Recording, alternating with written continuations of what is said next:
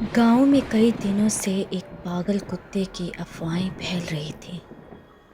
لوگ کہتے تھے وہ رات کو سنسان گلیوں میں گھومتا ہے اور جسے کاٹ لے وہ چند دن بعد غائب ہو جاتا ہے۔ احمد ان باتوں پر ہنستا تھا۔ ایک رات وہ اپنے دوستوں سے مل کر دیر سے گھر واپس آ رہا تھا۔ گلی بالکل سنسان تھی۔ اچانک اسے سامنے اندھیرے میں دو سرخ آنکھیں چمکتی نظر آئیں۔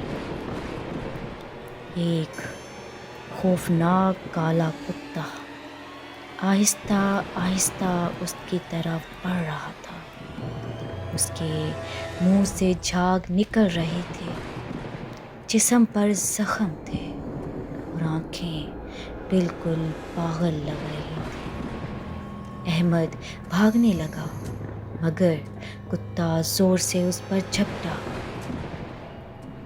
کتے نے اس کی ٹانگ پر کاٹ لیا اور اندھیرے میں غائب ہو گیا۔ اگلے دن سے احمد عجیب حرکتیں کرنے لگا۔ وہ پانی دیکھ کر چیختا، آئینے میں خود کو گھورتا رہتا اور رات کو گھر کی چھت پر بیٹھ کر گھراتا تھا۔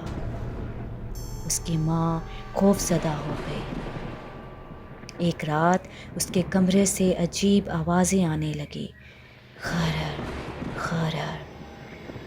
باپ نے دروازہ کھولا اور اس کے ہاتھوں سے ٹارچ گر گئی۔ احمد زمین پر چاروں ہاتھ پاؤں کے بل بیٹھا تھا۔ اس کی آنکھیں سرخ تھیں، منہ سے جھاگ نکل رہی تھی اور وہ خاموشی سے اپنے ہی پالتو بکرے کا گوشت کھا رہا تھا۔ پھر اس نے آہستہ سے سر اٹھایا اور خوفناک آواز میں بولا، اب میری بھوک ختم نہیں ہوگی۔